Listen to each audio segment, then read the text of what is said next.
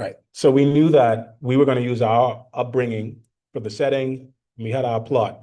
So with the plot for us, we wanted it to be something that was bigger than the three characters. So we had our main plot, and we had our subplot. So our main plot in Nassau Rock was that a little bit of, some spoilers, was that these characters are trying to save their island. And the big threat to their island was something called the Smoggers. Without saying much of what that is, it was a threat to the island. We just understand that was the thing. But beyond that, these characters wanted things that had nothing to do with the Smoggers. They just wanted things like Ash just wanted to make the softball team, had nothing to do with the Smoggers. Kato just wanted the girl next door to notice him. Again, nothing to do with the looming threat. Travis just wanted his parents to accept him for who he was. Nothing to do with the main plot. But the beauty in when you write these kind of converging things is that the thing they want gets intertwined with the thing that's happening outside of them. It just makes for a more interesting reading experience or viewing experience. And so setting is also very important. Where does this take place? Why does that affect the characters? How do I write that realistically and effectively? And we were lucky in that we live in the Bahamas. So, we could pull from things that we see every day and utilize that in Yes. our story. And also to do with setting too, just before you move to the next. No, go ahead, because it's in that. Okay. Before you move on to the next, I just want to say one thing with setting too is you could also, play on the different perspective of the characters in a specific setting. My experience in Nassau is not going to be the same experience as your experience in Nassau or Maz's experience. We Right. all pull from different things, and that's what makes for, a well-rounded plot. Yes. And moving on to plot. Yes, plot, the big bad wolf. Now, when writing a plot, right, that is one of the things that most writers get in trouble for because they either write a bad plot or they write a mediocre plot or they write a great plot, aka a great story. But some people might argue that's subjective. Well, what may be a great story to me may not be a great story to you. Though that may be true, what is true is that I think universally people have a certain standard of what they would consider an okay story. And to get to the place of exceptional, we should understand the basic, right? So if the basic is good guy wants to stop bad guy, we can get past that by understanding why that's lasted for so many years, why that works so well. And it really is as simple as most people, if not all people, think they're the good guy in their own story. So whatever that thing is that you want in your mind, that is as real as your hands in front of you. And no amount of telling you that it's a bad thing is going to convince you otherwise. So we know if we're writing a good guy versus bad guy or a good girl versus bad girl story, we understand that one of these people wants something, the other person is stopping them from having it. And why? The thing in between.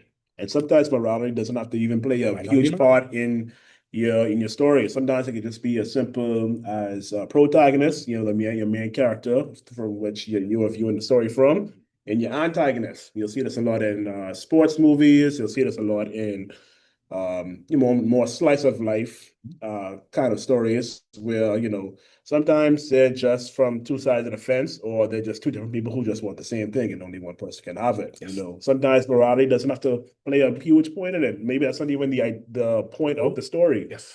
You know what I mean? It's just about two opposing forces coming clashing together to be one goal. And sometimes it's very zero sum. Yeah. It's also fun. I think that's where the fun gets in, right? Because I like that example that he gave. Because if my story was, I don't want to wash clothes on Saturday, that's a story. But my mom wants me to wash clothes. She is the villain. Mhm. She wants me to wash these clothes now. And as rational as that sound to anyone, it's like just wash the clothes. In that character's mind, this woman want me to do this, and I don't want to do this. And so you could get comedy out of that too. And so it's interesting to not just think of plots and bad guys and good guys as this kind of black and white hard rule. The best way I found to think about it um, is looking at any particular individual and saying the thing they want, they just can't get because this other person is in the way, whether be it directly or indirectly. That doesn't have to be a bad or wrong thing. I just find that's always fun to write about, you know? Absolutely. Yeah, you get a lot of laughs out of that. And you create more nuance, you know what I Yes. mean? Sometimes you even root for your antagonist. Sometimes you see yourself in more in side characters as opposed to the main character, you know. So it's all about how you there's multiple ways to build a house, you know what I mean? And just a quick exercise. So we're talking about plot. Most of you here, I would say, are between the ages of, I want to say maybe 18 to 25, right? Is that a good guess? Maybe a good guess? Yes, Yeah, I could see that. I could definitely see that. So maybe I show my age. I don't know. I don't know. The thing I was gonna suggest, maybe. Okay, well, let's just say this movie is old enough that maybe most of you have seen it. So if I were to say like, what's the plot of like the latest, I don't know, Superman movie or Batman movie, right? Like, what is the plot of the latest Batman movie? Most people probably can't even say right off the top of their heads, right? I mean, like, can anyone like just a guess? What was the plot of the latest superhero movie that you've seen? I can't say because there's spoilers. This is a spoiler-free zone. So Yeah. next person, Anybody. anybody.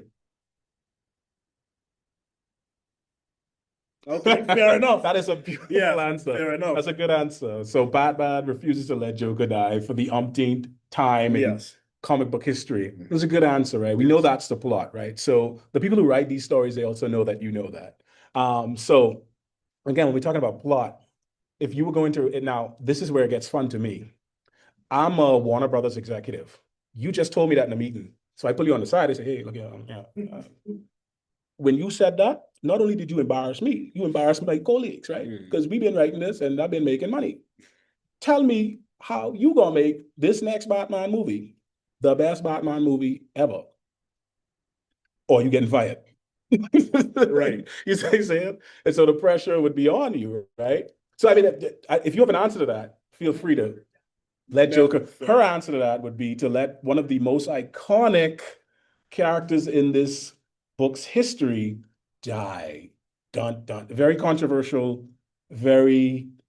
Go ahead. The funniest thing is that the first comic Joker was in, DC actually thought about actually killing him off, but because he was supposed to be a one-off Yes. villain, but they decided to keep him anyway. They kept him. They did keep him. But her controversial thought would be to get rid of Joker. Now, I like that answer because something like that actually happened with Superman, though. And this would have been like maybe the mid 90s, something like that. But the point was they had a meeting, like I just said, and they were like, how do we make this character interesting again? People are losing interest in Superman. Nobody cares about him anymore. And someone in that meeting, I think, I can't remember her name, but she basically, just kill him off. She said it almost like a joke. And the room kind of went silent, right? It's like, wait. Let's kill him off. And so from there, they kind of toyed with that idea and they wrote it. And at that point in time, when that book came out, it was the biggest best-selling comic in history. It sold so many copies. But then again, the question becomes why? Why did that hit a note with people? Because when Superman and that version of Superman died, that was the story. People didn't know he was coming back. You got to understand, Superman had been around for years, and that character never died. So when he died, they was like, this is an important moment. It transcended comic books. People who didn't even read comic books was like, oh my God, Superman is dead. They treated it like a real thing. And so I think the reason I bring that up is when you think about plot, right? If you can ask yourself that question on a personal level, why? What's interesting? You're able to pull things from yourself that I don't think you would be able to if you don't really go there, right?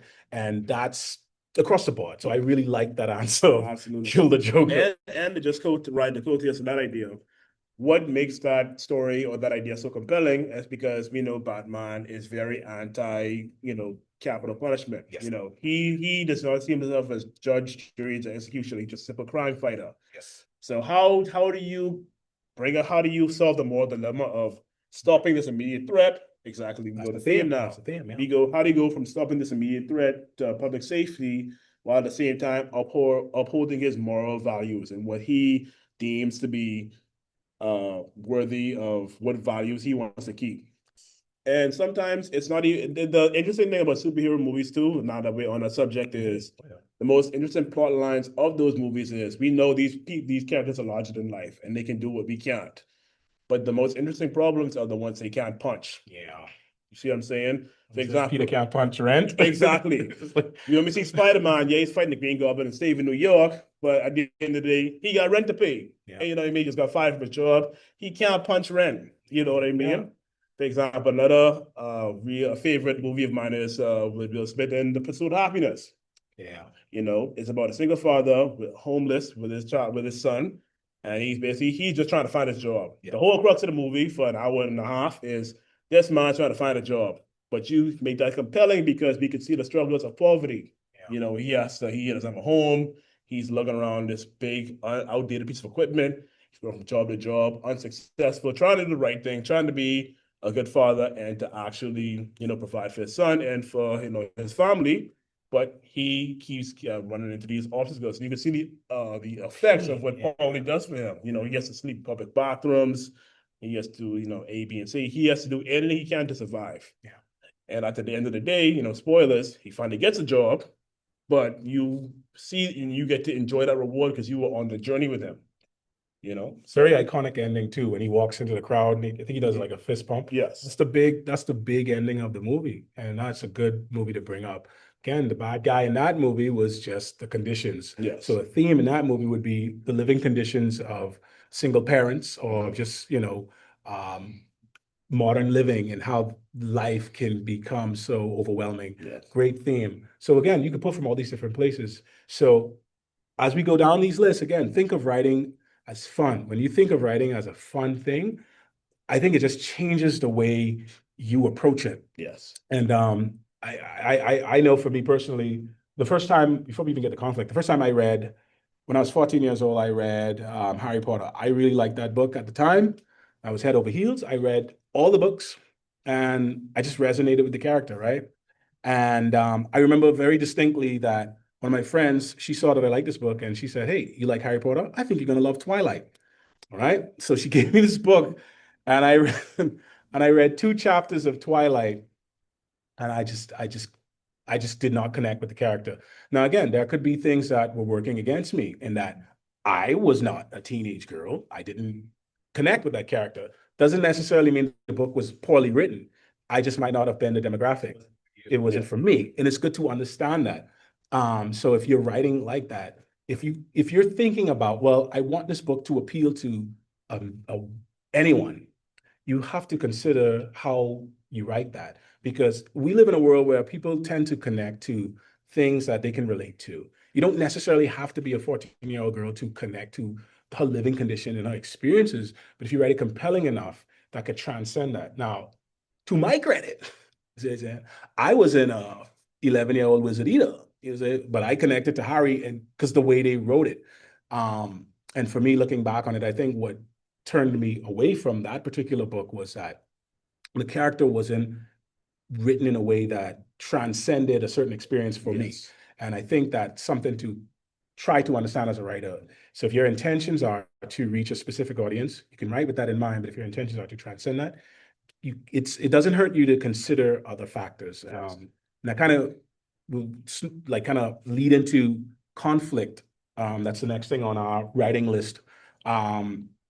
So of course, like we said, conflict is the thing stopping your character from getting what they want. That's the big thing in the way. And how does it, I guess, loggerheads with the protagonist? Yes, and how does that, and what direction does that steer the overall plot of your story? Yes. So, for example, nobody here, I don't think, is a wizard. No. For to my knowledge. They might, yeah. But everybody knows what it means, what it feels like to be in a new environment, a new school, where you don't know anybody, and you're trying to get the bearings of, you know, the lessons you're trying to learn, and on top of that, trying to, you know, get the bearings of like where you fit in in a new environment.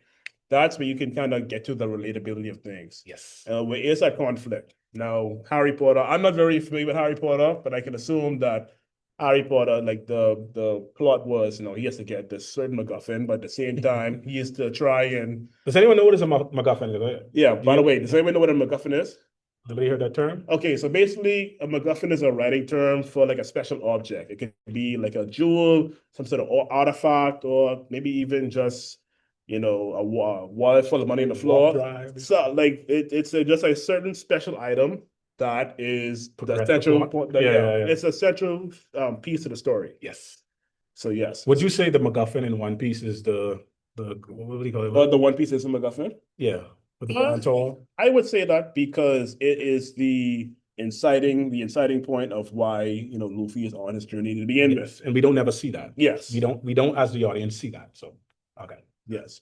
So yes, back to conflict. So we know that that's something that has to happen in your story. Again, just from a basic writing standpoint, you can subvert these expectations, but again, we just want to talk about them to Different begin. types of conflict as well. Yes. So we have person versus person, right? This is a type of conflict. He used the example of Rocky, right? Rocky is kind of down on his luck. He's a fading star. Yes. He wants people to respect him again. And Apollo Creed represents everything that Rocky isn't. He's the shining star. He's the world champion. He's world champ. He has it all. He's decorated. He's experienced, and Rocky is just like fading star. Yes. He had lots of potential, but kind of squandered it. Now he's trying to build his way back. So you have this plot where it's a kind of a two-pronged plot. You have Rocky going against the athlete that is Apollo Creed, who is the champion, who he's trying to get the belt from, and he's fighting against him with everything that's going against him. He doesn't have the facilities that Apollo Creed has.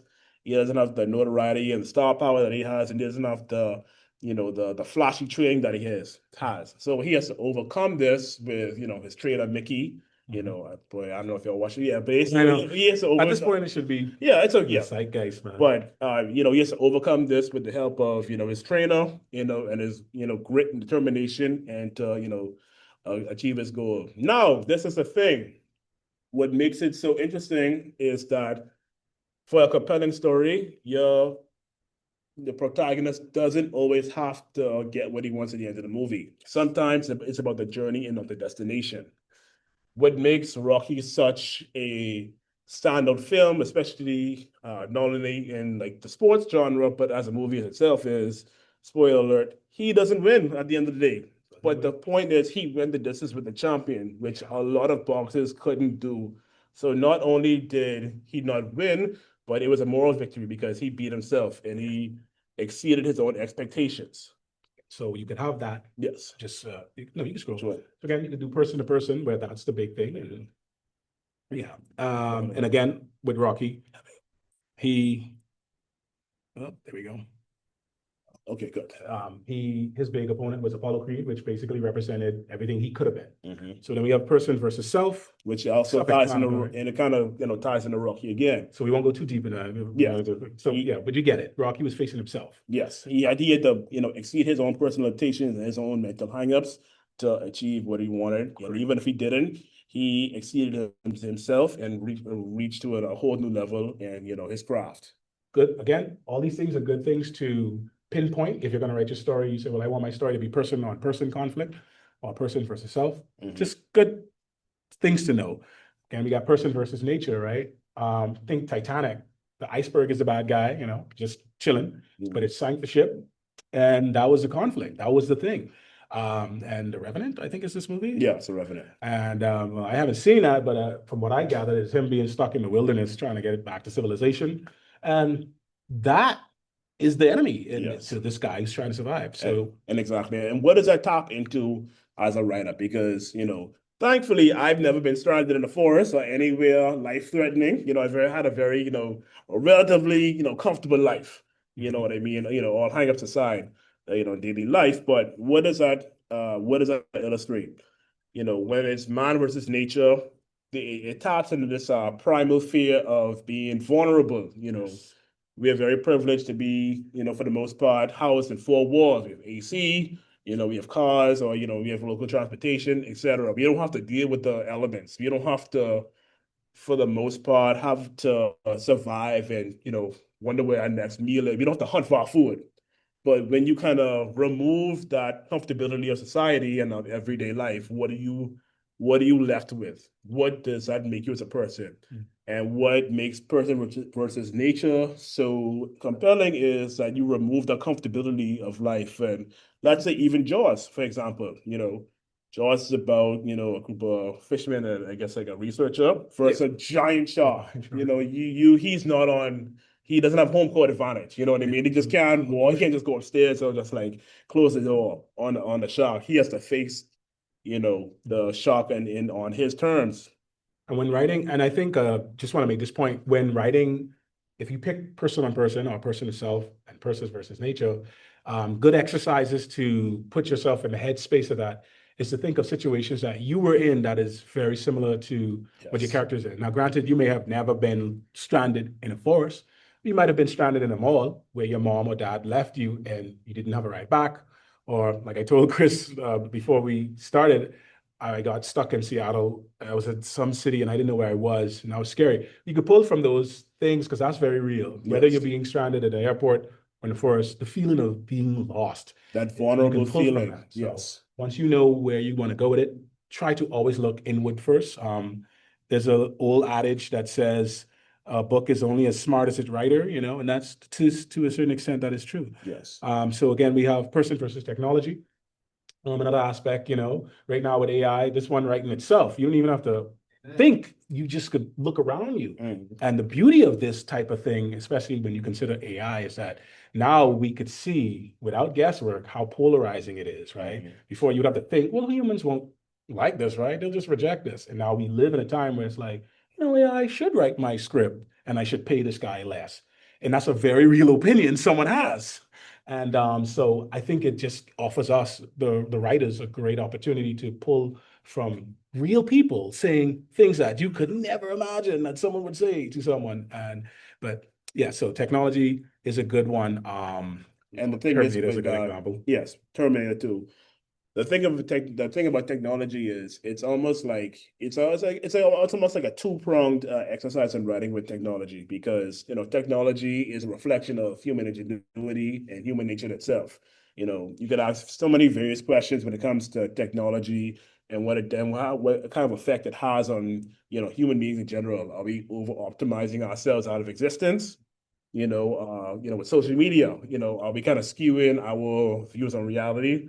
And there's just so many ways you can draw. Yes, there's so many philosophical questions and so many questions you could ask, your audience while you tell your story. Great, again, great way to tackle it. Now this one, Bahamians, supernatural, right? You got your boy Constantine, he fighting them Demons. demons. And if you use that in a Bahamian context, your Grammy don't want to hear that. Yeah. You can turn that off. Fight no demons and vials. But this is the kind of story that you could actually pull a lot of again, I would say philosophical things, right? Because if you have a character who has to stop something they can't touch, see, Yes. that is horrifying in and of itself, right? But to write something like that effectively, what it asks of you as the writer is to go into a place where you have to really buy what you're writing. Yes. So again, a couple examples would be, again, your boy Constantine, the show Supernatural, isn't it? Like the two brothers. Paranormal activity, Ghostbusters, which was a comedy, but Yes. These kind of things where these forces outside of our reality, our realm of reality, are at play. And again, by the examples we given, it didn't have to just be horror. It could be Ghostbusters, which is just a straight out comedy, which is also a commentary on capitalism, but whatever. Most films are, but moving right on. But I think if you do choose this particular aspect of writing, I will say there is a loaded context behind us being Caribbean, because it's been tabooed for so long that as a writer, just be aware of those borderline things that float in the background. You could use that to your advantage. Exactly. I think those things are beautiful to use to your advantage, and how we tackle those subject matters. Yes, it's like Ma said, you can use that to your advantage. It doesn't have to necessarily just be straight up, this protagonist versus a ghost. It can be, this protagonist versus what the ghost can represent.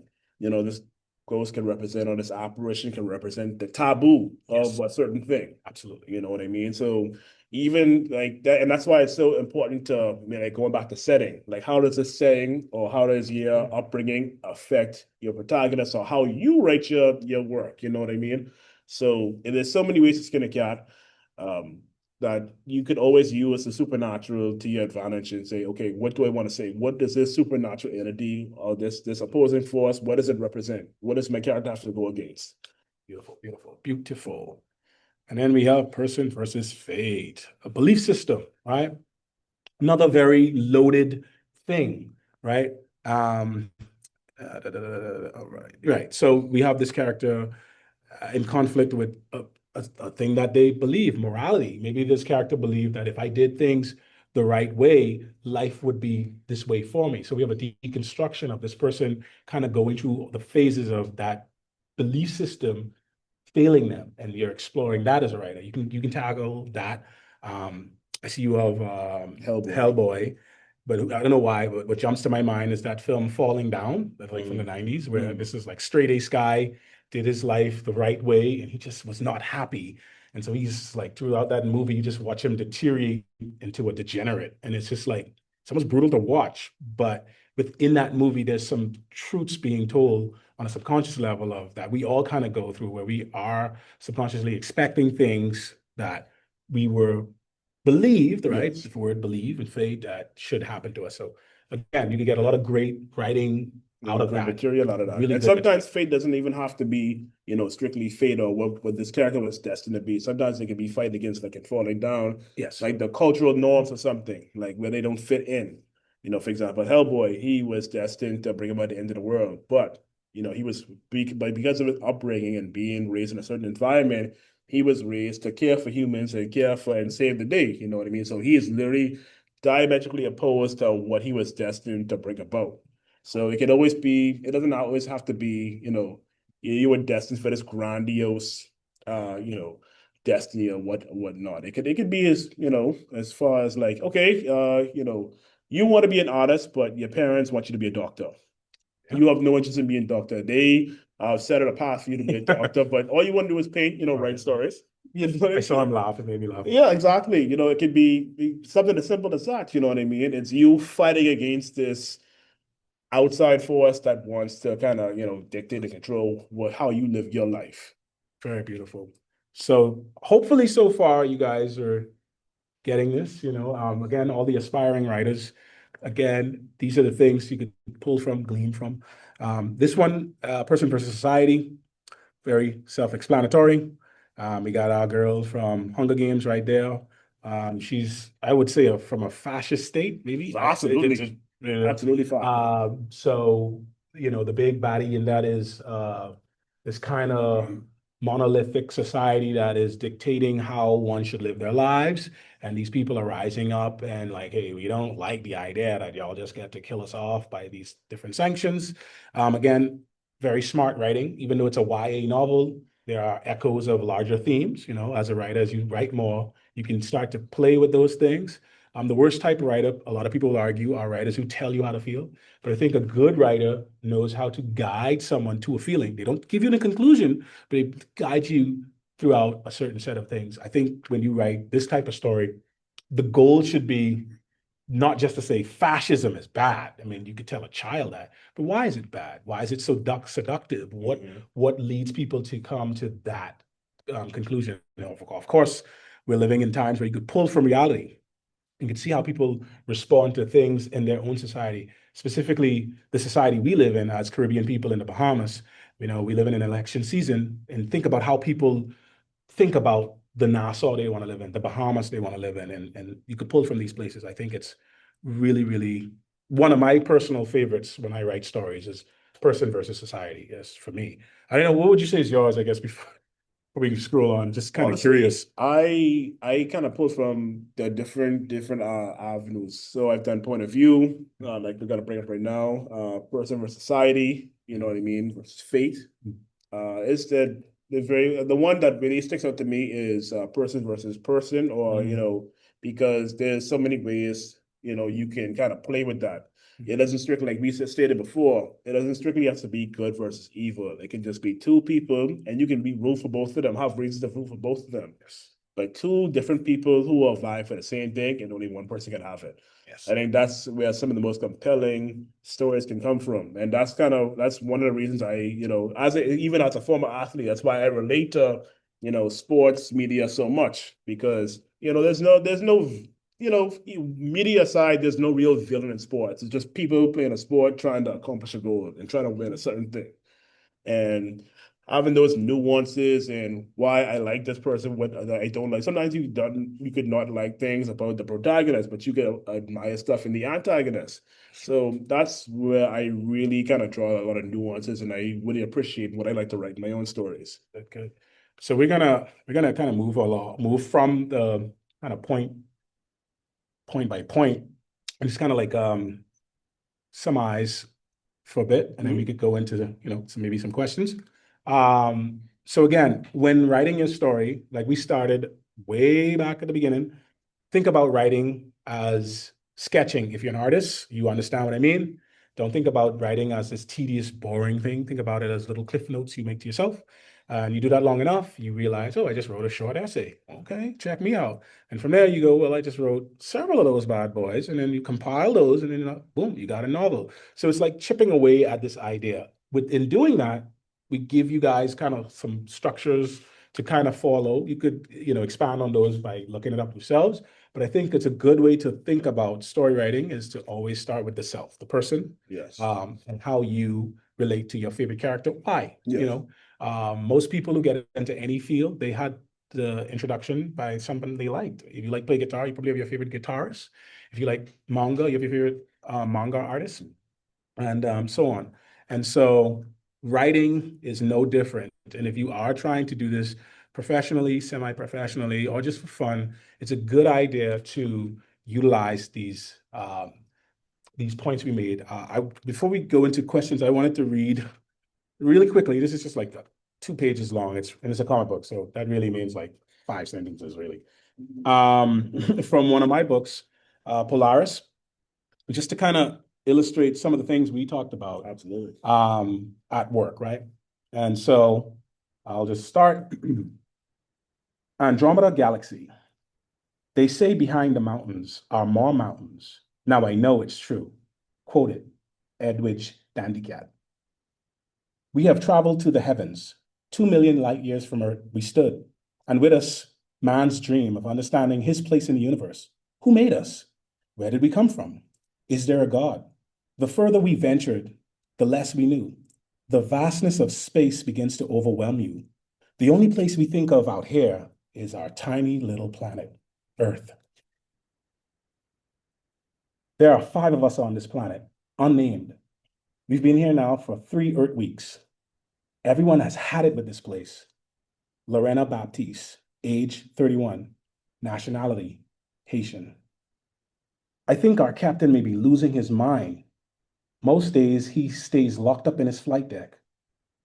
Will he ever be able to get us out of here? We cut to inside the ship. This is going to be a very difficult takeoff. Our escape velocity may be hindered by the damage we took landing. Hey, you've been at it for hours. I think it's time to take a break. Thanks. Sometimes I get carried away. It's really a bad habit. I'm desperate to get us out of here, and I'm so close. We cut to them having a meal. Captain, exactly how much food do we have aboard the Polaris? Less than a month's supply. More troubling than that, though. Our oxygen generators are losing sodium chlorate. Jesus, William, don't panic. The ship has a built-in redundancy system. That buys us some time. It's just a bit tight, but we should be fine. Okay, how about we talk about something else before our bed, huh? We have a long day ahead of us, and tomorrow, Lorena, we really need you to look at that wing. So, again, thank you. A little applause might help. Thank you.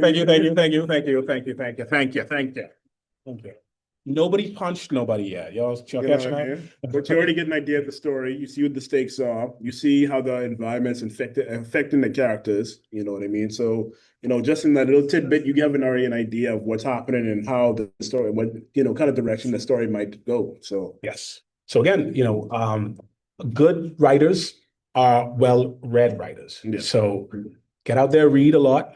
Don't just read manga. I love manga. I love comic books. But I don't only read comic books, you know what I mean? It makes you a better writer. your favorite manga artist or comic book artist, I promise you, they're reading Shakespeare. Mhm. They're reading Dandy Cat. They're And reading. try different, and try different genres, Yes. It doesn't like I'm a big action guy. I'm a big, I love sports movies, stuff like that. But I also like a good story. I like, police dramas. I like documentaries. Okay. Some of my one of my favorite TV shows I've ever watched was Insecure by Issa Rae. That's more of like a slice of life, kind of like I would say kind of a romantic comedy kind of show. So, but I can still relate to the characters and still pull from my experiences and you know just have a good time ingesting the work. So when you're writing, always keep 90% of the writer and just keep a 10% of the reader. What would you like to see? What would you like to read? Always write what you want to read and always just stay true to that. So Yeah. So thank you. And I guess we'll take some questions and that's good. Is that good with everybody? All right. So thank you, gentlemen, for this talk about this elements of storytelling. I think that's really very useful. Just start off with one question and then we'll see where others want to go. But you raised this question of reading as an example. And so what do you think can you name a text or two texts maybe that taught you the most important things about storytelling? Like what's important to us? Well, for me, I have several. And the first thing that comes to my mind immediately was there was a book written maybe in the 60s about comic book writing. I think it was specifically how to write comic the Marvel way or something like that. And maybe not the 60s, but that book informed me on what was the standard for writing comic books. So that was that. But I think outside of comic books and comic book writing, what helped me was I got really deep into reading like works of Toni Morrison and James Baldwin and like Du Bois. I just started reading that stuff and it kind of shifted me consciously. And what it did for me, it just kind of highlighted a kind of gap in terms of comic books. And I was like, maybe I could fill that gap. And so those kind of informed the type of stories I ended up telling. But that's just me. I don't know, Chris. for me personally, I guess from a technical level, like when it just comes to the art of writing, I bought a book a couple of years ago by the writer and like the artist who made JoJo's Bizarre Adventure, a very famous and old anime or manga. And he basically kind of laid out like how he would lay out his process, like how he would make his characters, how he would put a piece of himself into his characters, how he would make the audience care. And basically different rhythms and different kind of beats of like how he would lay out his plot. So he would do it from like the exciting incident, and then there would be like the rising conflict. Like we kind of just set up there, but in yeah, this interesting thing, a way of actually kind of breaking up those different parts and like rearranging them into different formats when he was telling different stories. And from just like a reader's perspective, I grew up on like Archie comics, a lot of slice of life kind of stuff like Betty and Veronica. It kind of grew into stuff like Marvel, Spider-Man, Batman, that kind of stuff. And then I kind of as I grew older, I wanted to kind of uh, diversify what I was reading and what I was kind of ingesting. So I would read a lot of indie comic books. Yeah, Invincibles, a lot of the what's that book? Let's see, Something's Killing the Children, a lot of horror comics, stuff like that. Chew, a lot of image comics, stuff that didn't necessarily have something that could punch. There wasn't a problem you could exactly punch. And I had a lot of phases too. When it came to just in movies, I was big into action, but I had kind of like I would kind of go through these phases where I would watch a lot of old school movies. I'd watch like RoboCops, a lot of like the war, science, like the grungy science fiction. And then I would watch something like Heat with Robert De Niro and what's the other guy's name? Who did Scarface? Al Pacino movies? Yes. Then I would watch Scarface. And I went through a lot of stuff. I wanted to Friday, which I think is like one of the most like, culturally impactful Black movies. You know what I mean? I like a lot of stuff like that. And I watch Clerks. That's kind of like the White Friday.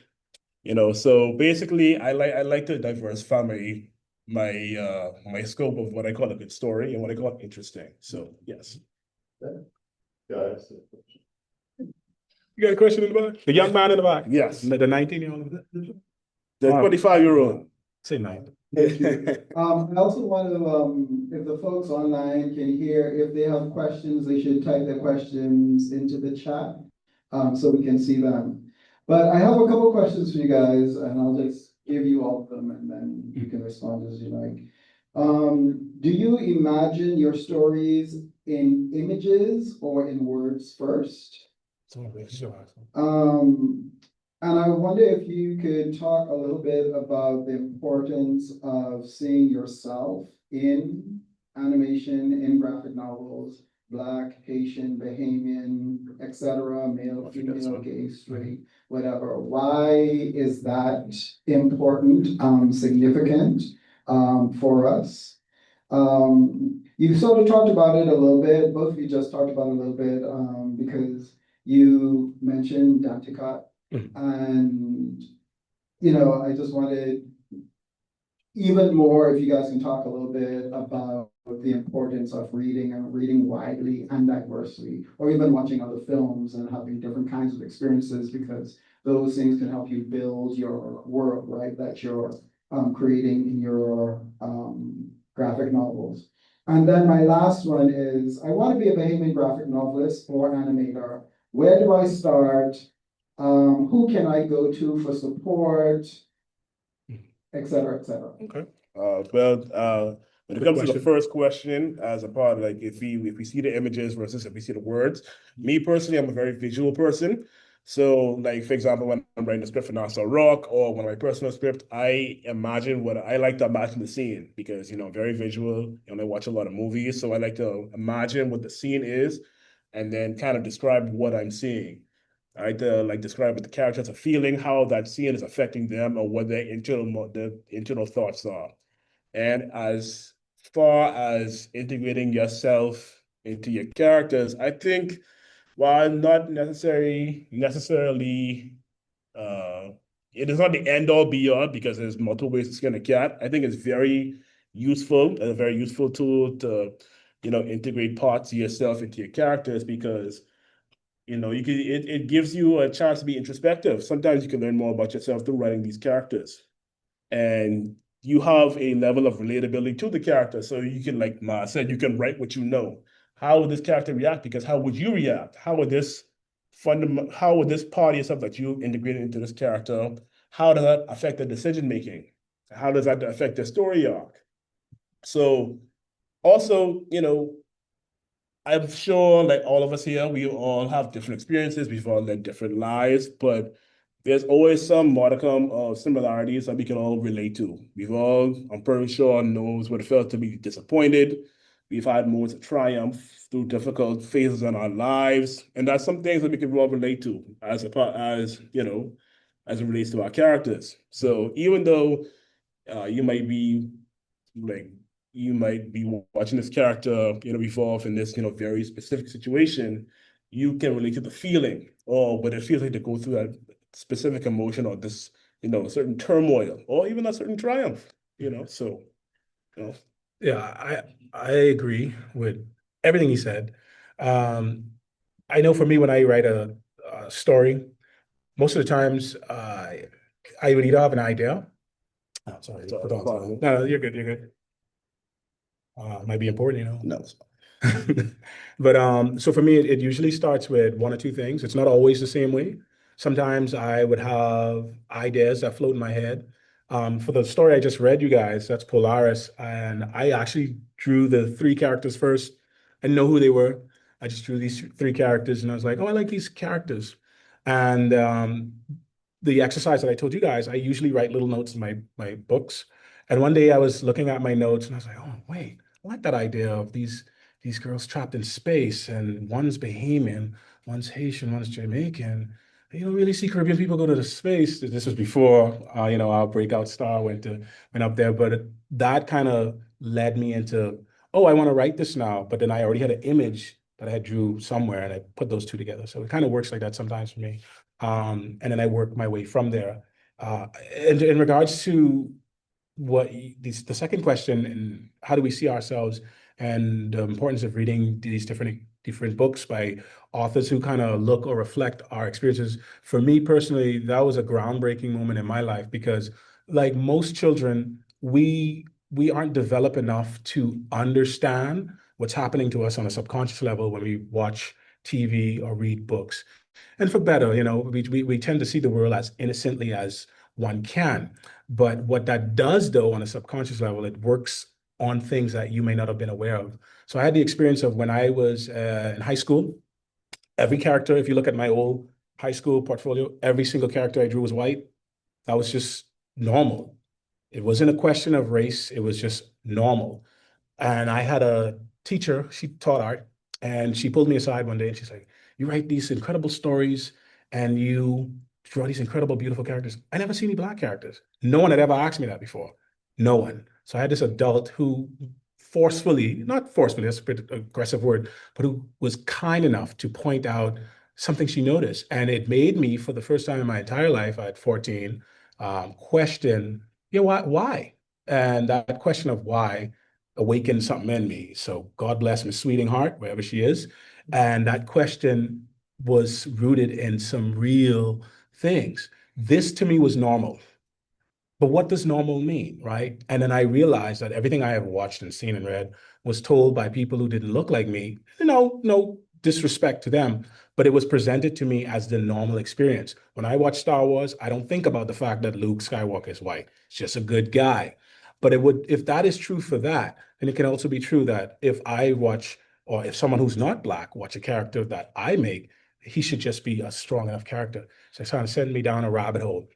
And that's when I kind of decided that I would always try to tell a truthful story, but I would also try to bring these experiences that are not being put to the forefront. And now we live in a world where that is being championed. Before it wasn't the case.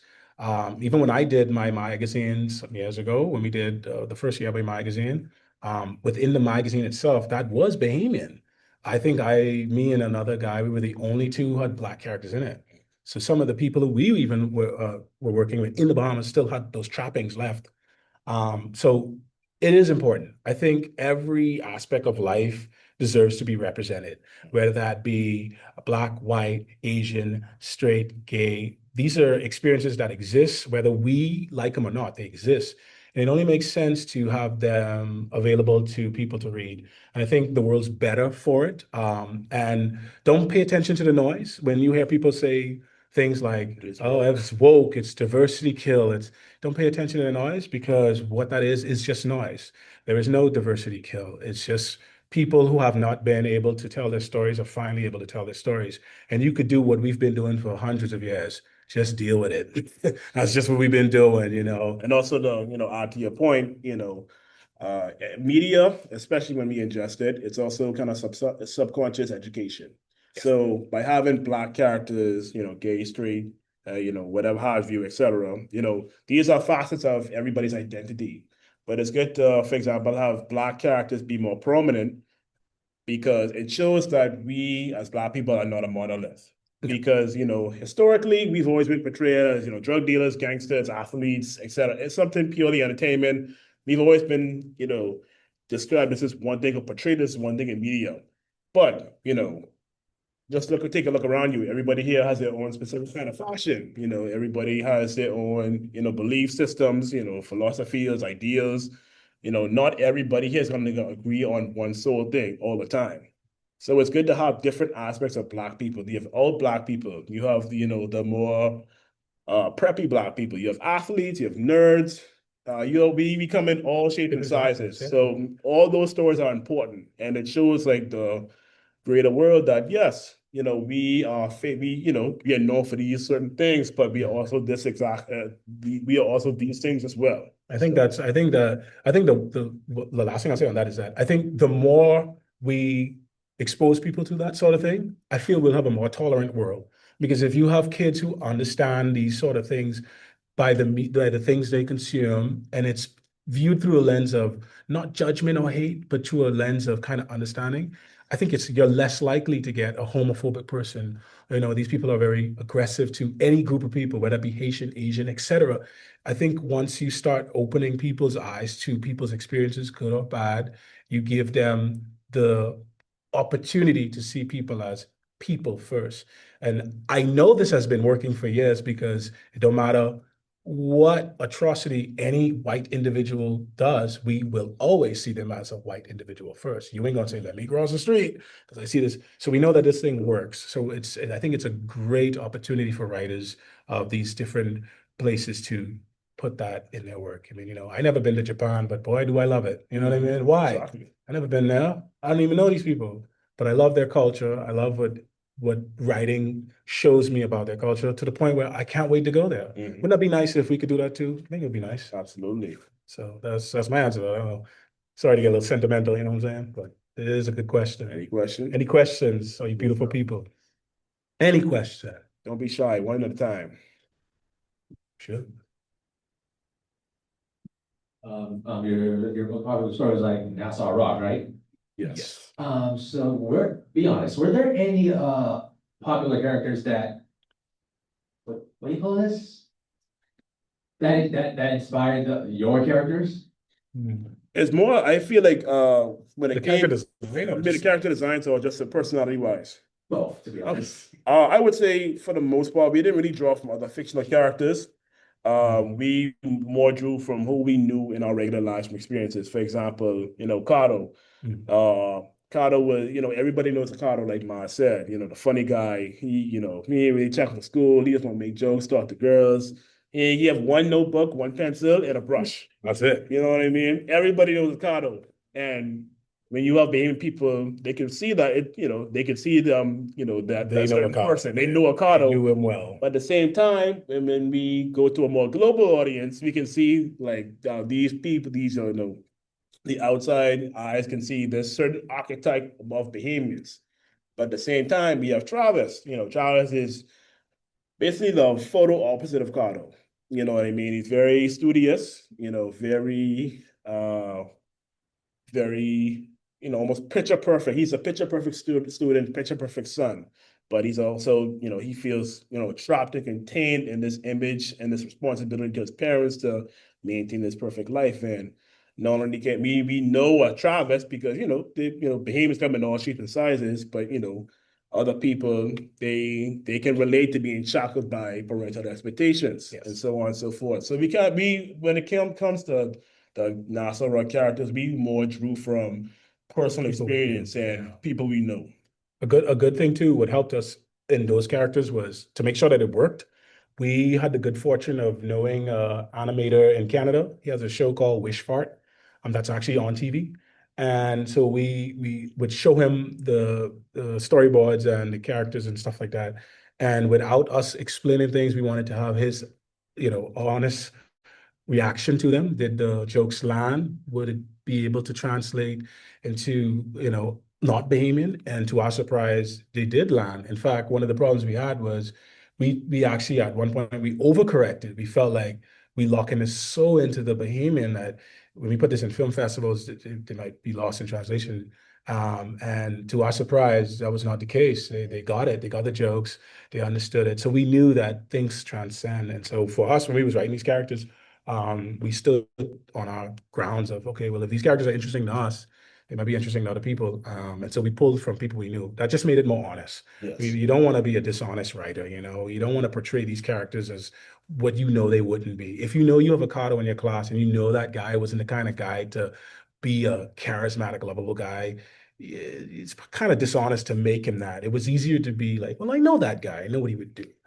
So that's kind of how we went about the process of writing and creating those characters. I will say that we do take liberties, that's the fun part, but we start somewhere. And it also ties into putting different aspects of yourself into these characters. So for example, Ashley, she is a student athlete, and I was a student athlete. So I know what it was like to balance schoolwork with your sports, play soccer. So it was what it was to get home from practice late at night, having to still do homework, kind of sleeping through class sometimes, sorry, mom. And then, having to, go and either play a game or, pardon me, I have a game to play after school and stuff like that. Sometimes, you're so excited for a game that you kind of just moseying on through class, and, you just kind of like a ghost and just imagine what it's like to you just have that hype and that excitement for that game. And I really wanted to bring that to life with Ash, that student athlete aspect of, student life. And yeah. Any other questions? Any other questions? So you got a question in the corner there?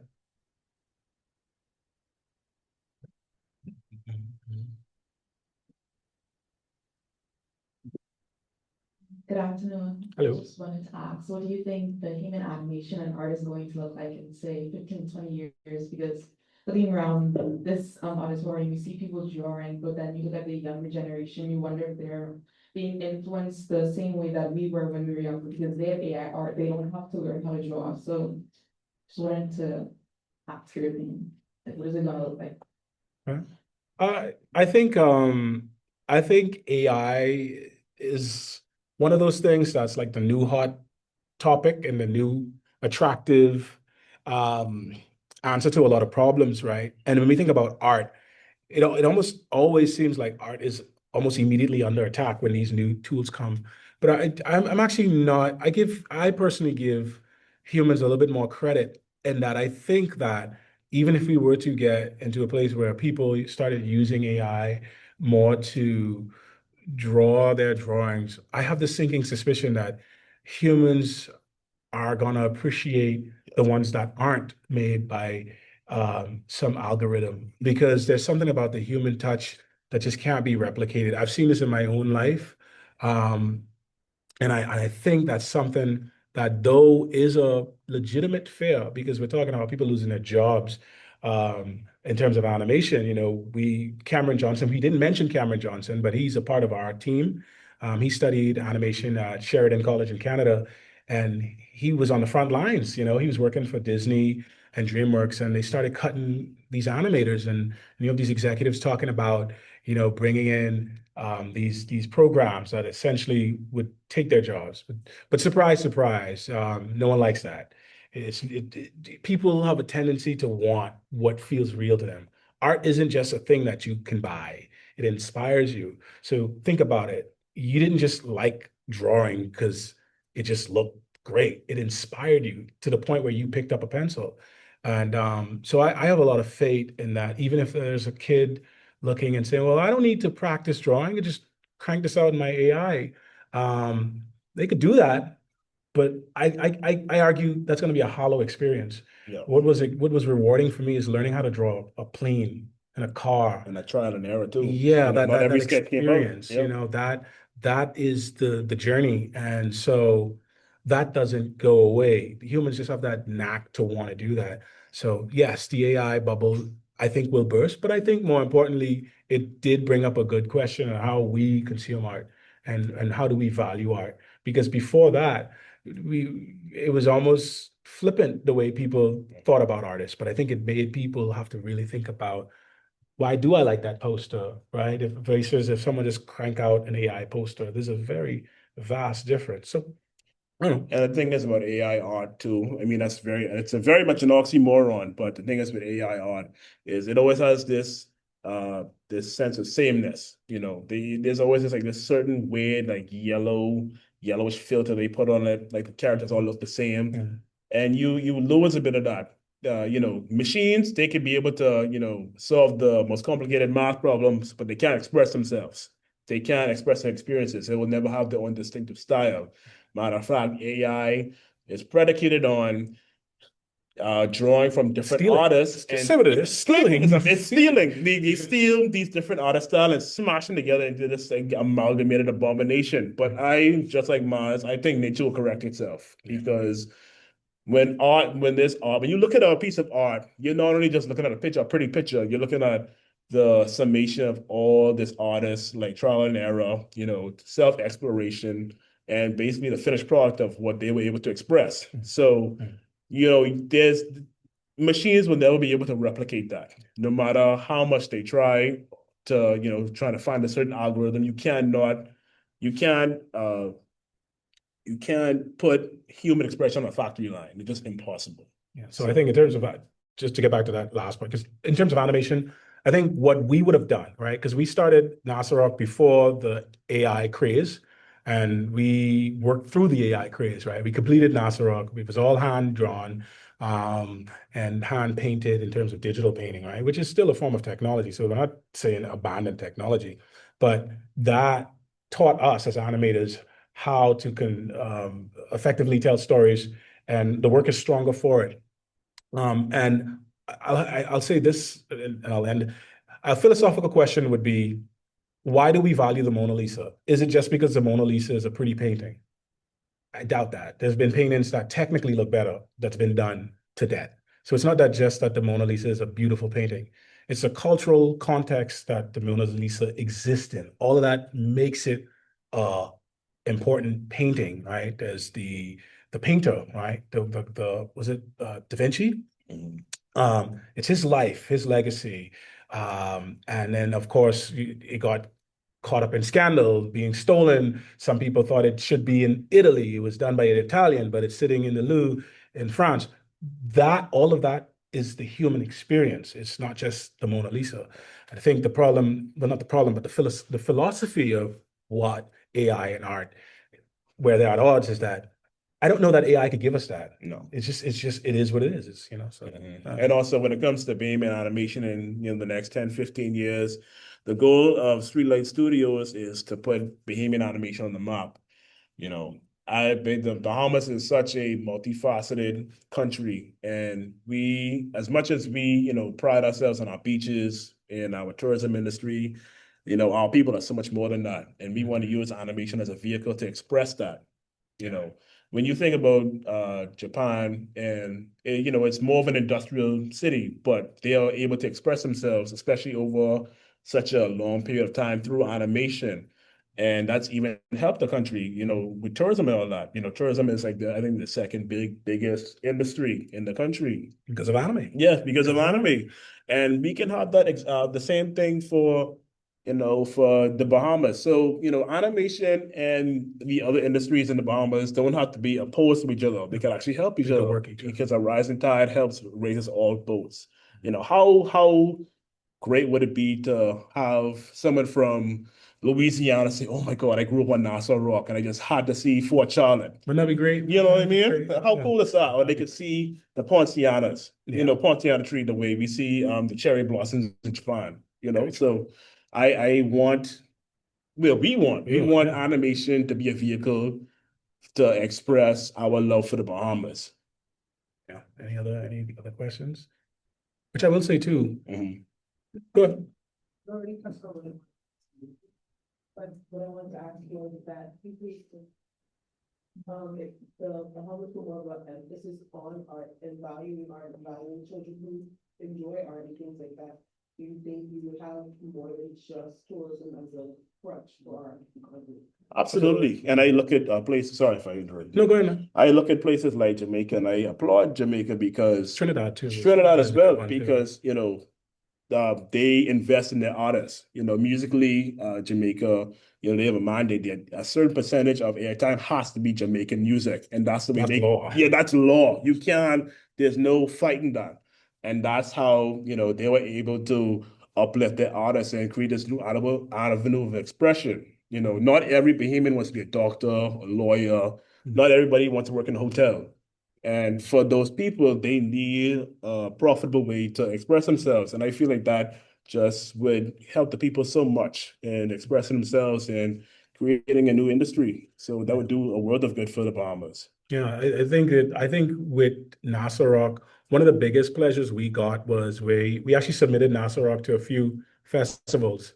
And what a triumphant moment it was when we saw our names in our country standing next to South Korea, America, Canada, and France for best animated short. I mean, like, and these are very prominent countries in animation. Thank you. It was a moment, we're not just a little island where people come and relax on the beach. We can produce great work too. And very, very, very much believe that when, not if, when we get the good sense financially to really tap into the creatives that are here, we're going to be all better off for it. In my own personal life, I've been able to travel off of my art. I mean, like someone saw my art and hired me to illustrate their comic book and flew me to their country to do that.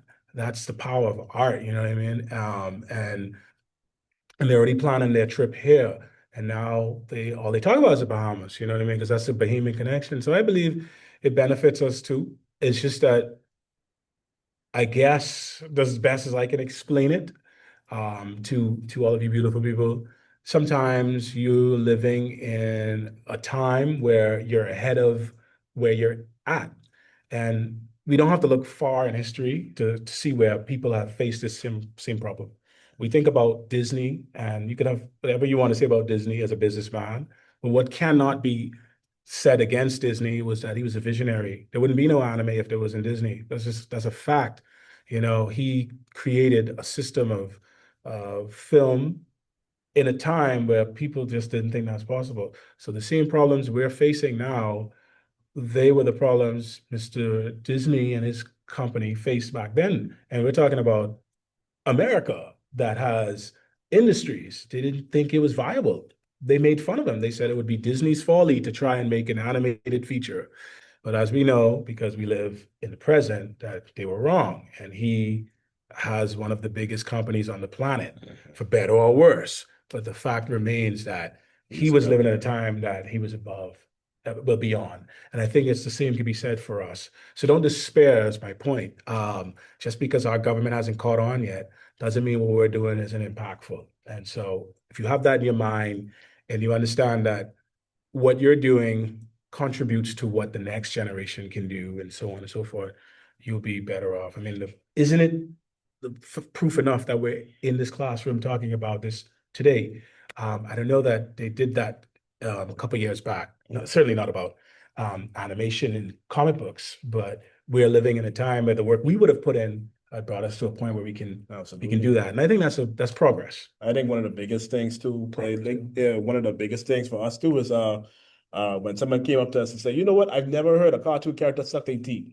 You know what I mean? Like, you know, that's in itself. It's a gift to see like your culture being displayed in such a unique media, you know. So I think the future is very bright for Bahamian animation.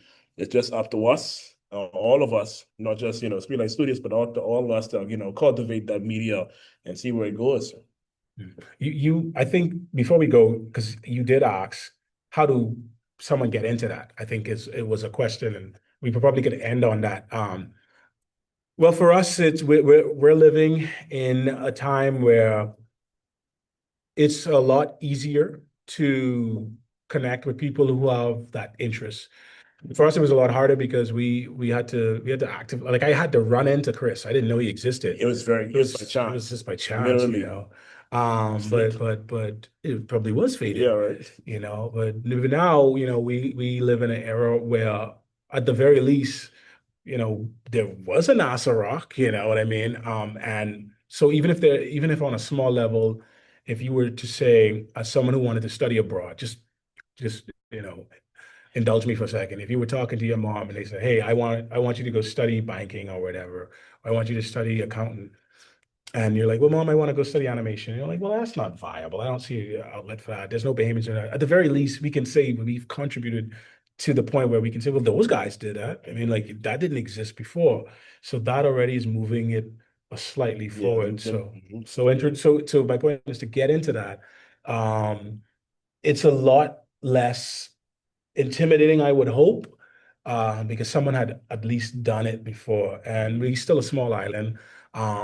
We working on projects right now. We just finished one short film and we started another one so they could be released as a double feature kind of thing. And that's almost done. But we're always looking for just creative people who are talented. But for us, it's not just talent, who are very serious about the craft.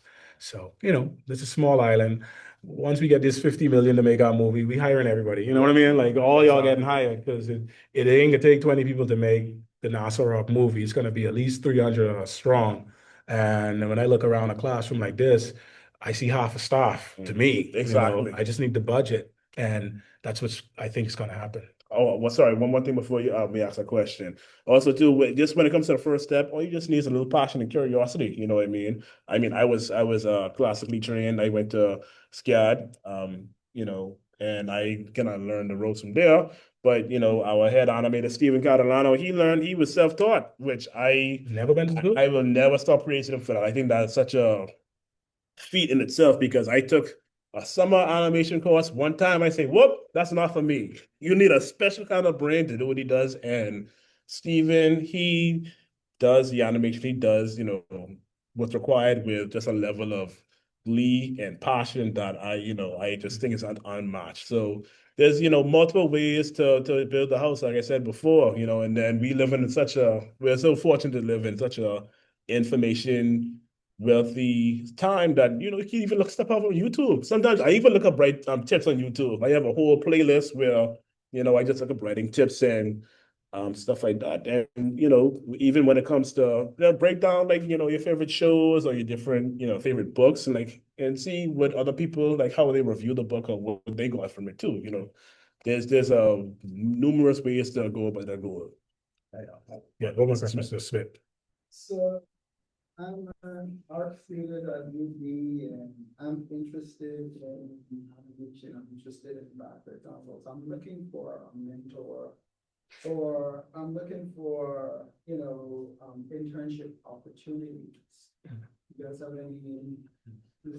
Well, a good answer to that was that actually already happened. So there's a student, she's not here, I'm surprised, by the name of Madison Cartwright. And I don't know, but she's incredibly talented. But I was one point in time I was looking for a colorist, someone to color my comic books because I was just too overwhelmed. I was doing some directing work and I was doing two books. I just couldn't do it. And I had asked someone in one of my friends, he's an art teacher. I think he used to teach here. I'm not sure if he still does.